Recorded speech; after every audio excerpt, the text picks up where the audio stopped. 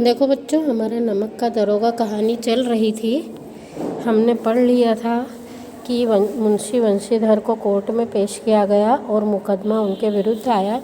पंडित अलोपीदीन की जीत हुई मुकदमे में। तो सब लोग बहुत खुश हुए क्योंकि सभी पंडित अलोपीदीन की रिश्वत खाए हुए थे। तो सबको बहुत अच्छा लगा। मुंशी वंशीधर को सभी कोस रहे थे कि इन्होंने लक्ष्मी को ठुकरा दिया।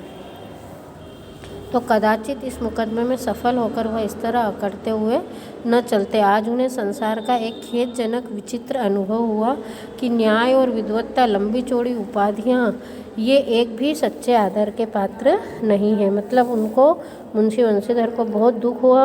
वंशीधर ने धन से बेर मोल लिया था। मतलब उन्होंने रिश्वत ठुकरा दी थी ना, इसलिए उसका मूल्य उनको चुकाना पड़ा। अब एक सप्ताह भी नहीं बीता कि उनको मुअत्तल कर दिया, मतलब अपने पद से बर्खास्त कर दिया, दारोगा के पद से। अब बेचारे कार्यपरायण थे पर उनको दंड मिल गया। तो मुंशी जी जो थे, बूढ़े मुंशी जी, वो तो पहले से ही कुड़बुड़ा रहे थे कि इस लड़के को कितना समझाया था, एक न सुनी, है ना। हम तो कसाई के तगादे सहे, बुढ़ापे में भगत बनकर बैठे हैं और वहाँ बस वही सूखी तनख्वाह। मतलब वो चाहते थे उनके पिताजी कि वो तनख्वाह के अलावा भी रिश्वत वगैरह लेकर वो खूब अच्छा कमाए, ताकि दिल खोलकर हम जो हैं अपना काम कर सकें, घर का खर्चा चला सकें। तो वो कहते हैं कि हमने भी तो नौकरी की है, दिल खोल कर किया, बड़े ईमानदार बनने चले हैं। घर में चाहे अंधेरा हो, मस्जिद में अवश्य दिया जलाएंगे। इसका मतलब क्या है कि हम घर में तो हमको पैसे नहीं है, बेटी का ब्याह करना है, सब कुछ खर्चा बाकी है, लेकिन हम मस्जिद में मतलब धर्म के नाम पे दिया जलाने चले कि हम धर्म का पालन करेंगे और रिश्वत नहीं लेंगे। तो वो कुड़कुड़ाने लगे। खेद ऐसी समझ पर पढ़ना लिखना सब अखारत गया। इसके थोड़े ही दिनों बाद जब मुंशी वंशीधर इस दुरावस्था में घर पहुँचे और बूढ़े पिताजी ने समाचार सुना तो सिर पीट लिया। बोले, जी चाहता है कि तुम्हारा और अपना सिर फोड़ लूँ। बहुत देर तक पछता कर हाथ मलते रहे। क्रोध में कुछ कठोर बातें भी कही और यदि वंशीधर वहाँ से टल न जाते तो अवश्य ही यह क्रोध विकट रूप धारण कर लेता। वृद्धा माता को भी दुख हुआ। जगन्नाथ और रामेश्वर यात्रा की कामनाएं मिट्टी में मिल गई। मतलब वो चाहती थी कि मेरा बेटा यदि अच्छा कमा लेगा तो मैं यात्रा कर लूँगी। इसी प्रकार एक सप्ताह बीत गया। शाम का समय था। मुंशी जी राम नाम की माला जप रहे थे। उसी समय द्वार पर सजा हुआ रथ आकर रुका, है ना। बैलों की जोड़ी सुंदर सुंदर, उसमें गर्दनों में नीले धागे, सींग पीतल से जड़े हुए। देखा तो पंडित अलोपीदीन है। उन्होंने झुक के प्रणाम किया, लल्लो चप्पो की बातें करने लगे। हमारा भाग्य उदय हुआ जो आपके चरण इस द्वार पर आए। आप हमारे पूज्य देवता हैं, आपको कौन सा मुँह दिखाएं। मुँह में तो कालिख लगी हुई है। मतलब वो अपने आप को कोसने लगे कि आप तो हमारे देवता हैं, हमारा लड़का अभागा है। तो पंडित अलोपीदीन ने कहा, नहीं भाई साहब, ऐसा न कहिए। मुंशी जी ने कहा कि ऐसी संतान को और क्या कहूँ। अलोपीदीन ने वात्सल्य भरे स्वर में कहा कि कुल तिलक और पुरुषों की कीर्ति उज्जवल करने वाले संसार में ऐसे कितने धर्मपरायण मनुष्य हैं जो धर्म पर अपना सब कुछ अर्पण कर सकें। मतलब कि अलोपीदीन ने उनकी जो ईमानदारी थी उसका उन्होंने बहुत ही गर्व अनुभव किया कि ऐसा मनुष्य संसार में मुश्किल से मिलता है। ये तो तुम धर्मपरायण है और ऐसे बहुत कम लोग होते हैं। तो पंडित अलोपीदीन ने वंशीधर से कहा, दरोगा जी, इसे खुशामद न समझिए। खुशामद करने के लिए मुझे इतना कष्ट उठाने की ज़रूरत न थी। मैं कर लूँ क्या 10 मिनट?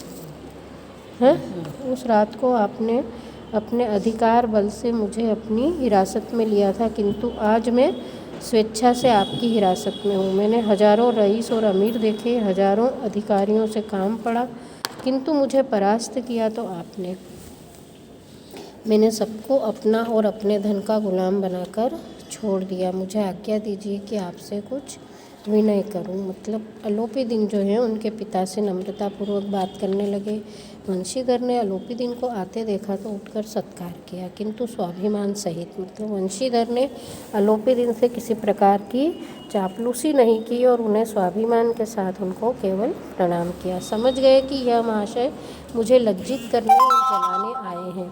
क्षमा प्रार्थना कर चेष्टा नहीं की, वरन उन्हें अपने पिता की यह ठकुर सुहाती की बातें असह्य सी प्रतीत हुई। ठकुर सुहाती का मतलब क्या होता है? खुशामदी करना।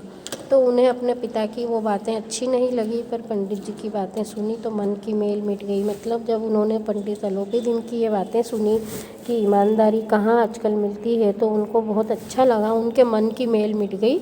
मतलब उन्हें मन में जो उनके अलोपीदीन के प्रति जो मेल था वो ख़त्म हो गया। पंडित जी की ओर उठती हुई दृष्टि से देखा, सद्भाव झलक रहा था। गर्व ने अब लज्जा के सामने सिर झुका दिया। शर्माते हुए बोले, यह आपकी उदारता है जो ऐसा कहते हैं। मुझसे जो कुछ अविनय हुई है उसे क्षमा कीजिए। मैं धर्म की बेड़ी में जकड़ा हुआ था, नहीं तो वैसे मैं आपका दास हूँ। जो आज्ञा होगी वो मेरे सिर माथे पर।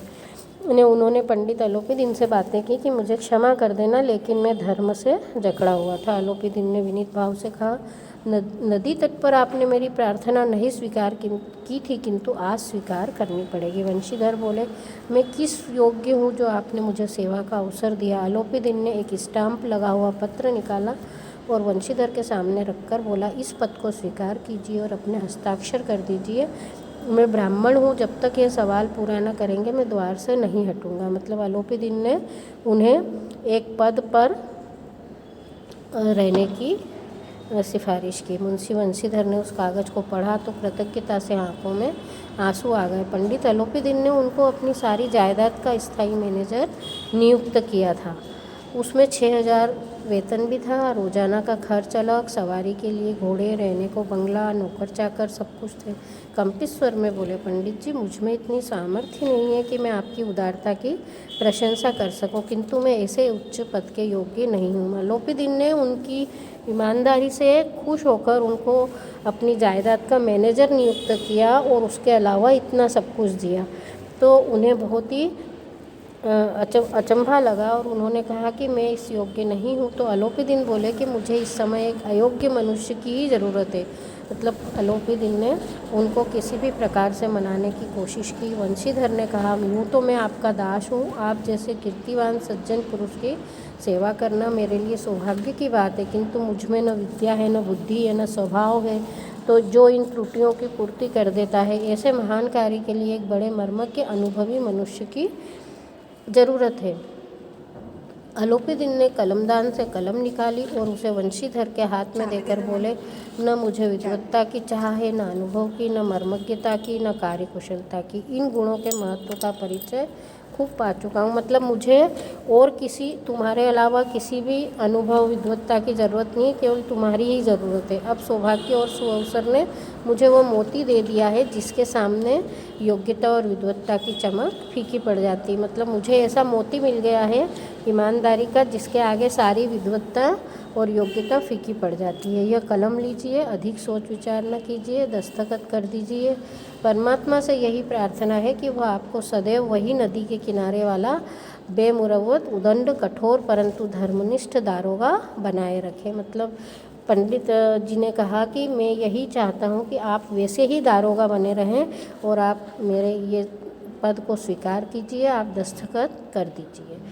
वंशीधर की आंखें डबडबा आई। हृदय के संकुचित पात्र में इतना एहसान न समा सका। मतलब इतना बड़ा एहसान जो पंडित जी ने किया, उनको उनके हृदय में वो बात समा नहीं रही थी और पंडित जी की ओर वो बड़ी श्रद्धा से देख रहे थे और उन्होंने कांपते हुए हाथों से मैनेजरी के कागज़ पर हस्ताक्षर कर दिए। इस तरह से अलोपीदीन ने उन्हें गले से लगा लिया। तो ये कहानी अपनी नमक का दारोगा प्रेमचंद के द्वारा लिखी हुई ये कहानी हमने पढ़ी, हमको समझ में आ गई होगी। आप लोग एक बार और रीडिंग लगा लेना ताकि आपको अच्छे से समझ में आ जाए। मैं सारांश एक बार फिर से बता देती हूँ कि दारोगा के पद पर कौन थे? वंशीधर। पंडित अलोपीदीन कौन क्या निकाल रहे थे? अपनी नमक की गाड़ियाँ निकाल रहे थे, जो कैसी थी? जो कानून के खिलाफ थी, है ना। लेकिन पंडित जी उन्हें रिश्वत देकर मनाना चाह रहे थे। किनको? दारोगा जी को। लेकिन उन्होंने रिश्वत लेने से मना कर दिया। फिर क्या हुआ? कोर्ट में केस चला पंडित अलोपी दिन ने वहाँ रिश्वत देकर क्या किया, जजों को और वकीलों को अपने उसमें कर लिया और उनकी जीत हो गई। तो क्या कर दिया फिर अलोपी दिन ने उनको नौकरी से बर्खास्त करवा दिया वंशीधर को। अब वंशीधर घर बैठ गए, लेकिन अलोपी दिन को बहुत एहसास हुआ कि मुझे ऐसा नहीं करना चाहिए था। मेरी लक्ष्मी को आज तक किसी ने नहीं ठुकराया, मेरी रिश्वत को, और इन्होंने ठुकराया।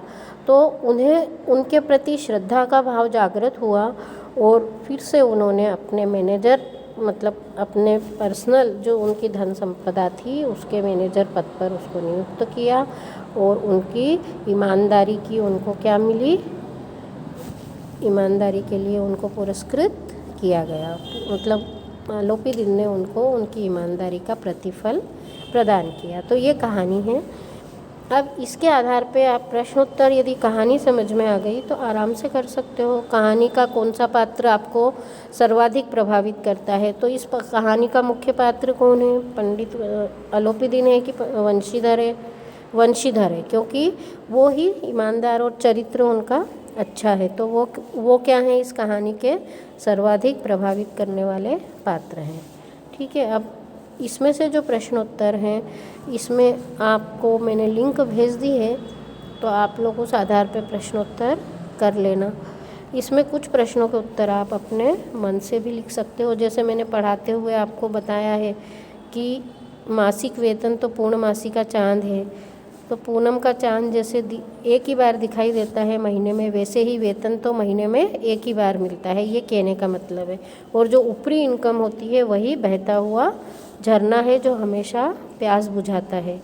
ये जो पंक्तियों को भाव स्पष्ट करना है वो मैंने आपको पहले समझा दिया है। और आपको कोई प्रश्न का उत्तर नहीं समझ में आए तो आप पूछ लेना।